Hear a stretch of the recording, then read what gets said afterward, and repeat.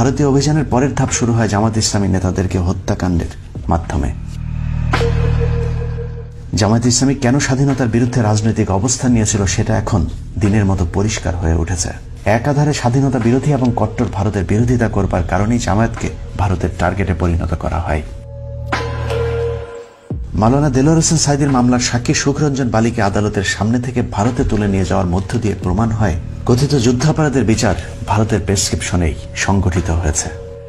এই মাহফিলের পর আবার আপনাদের সামনে কথা বলতে পারবো এর কোনো গ্যারান্টি নাই। এই পৃথিবীতে বাংলাদেশের সবচাইতে বড় দুশ্মন ভারত। জামায়াতকে পঙ্গু করে দেওয়ার পর শুরু হয় বিএনপি ধ্বংসের নীল নকশা। চেয়ারপারসন বেগম খালেদা জিয়া, তারেক রহমান সহ বিএনপির যারা দেশপ্রেমিক ভারত বিরোধী তাদেরকে সব বেছে বেছে শেষ করে দেয়া হয়, যার শুরুটা হয়েছিল ইলিয়াস আলীকে দিয়ে। ইলিয়াস আলীকে ভারত কেন গুম করেছিল সেটা বোঝার জন্য তার কয়েকটা বক্তব্য শুনলেই চলবে। India to Bangladesh, Bangladesh to India, এই যে ট্রানজিট বাংলাদেশের উপর দিয়ে যদি এই রাস্তাটা তৈরি হয়ে যায় তাহলে পার্মানেন্টলি চিরস্থায়ীভাবে বাংলাদেশ তাদের দাসত্বের শৃঙ্খলে বন্দী হয়ে যায়।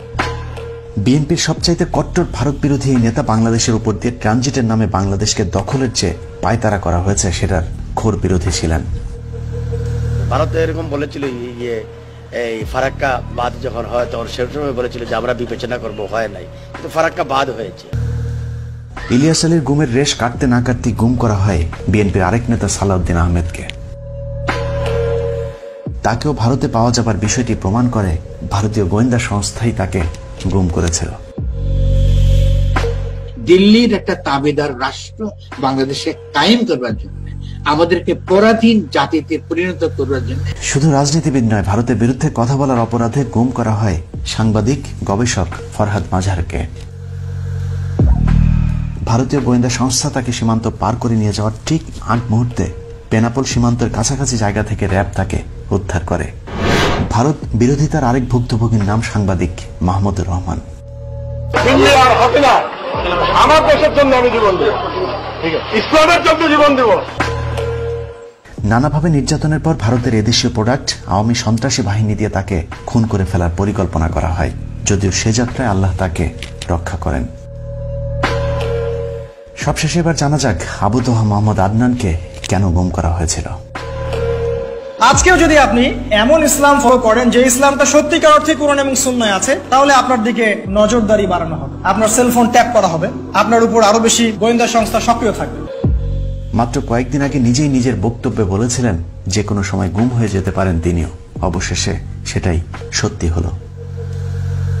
এই কথা যদি রয়ে খবর আছে আমাকে আর খুঁজে পাবেন না, কারণ দেশটা চালায় দেশটা আমাদের দেশের গভর্নমেন্ট চালায় না, দেশটা অন্য জায়গা থেকে নিয়ন্ত্রিত হয়। একটা রেজলিউশনও পাস হয় না, এখানে সবকিছু বাইরে থেকে নিয়ন্ত্রিত হয়।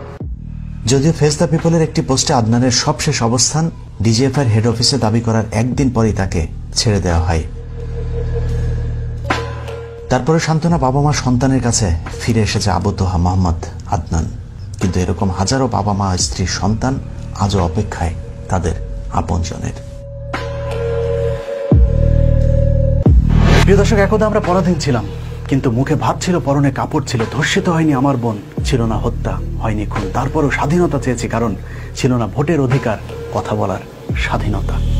কিন্তু আজ কি? পেটে ভাত নাই, ভোট নাই, কথা বলার স্বাধীনতা নাই, ধর্ষণের বিচার নাই, আওয়ামী লীগ না করলে তার চাকরি পাওয়ার সুযোগ নাই। এমন স্বাধীনতা আমরা চাইনি। পাকিস্তান থেকে আলাদা হয়েছে ভারতের কাছে বন্দী হয়ে থাকবার জন্য নয়। আল্লাহ হাফেজ।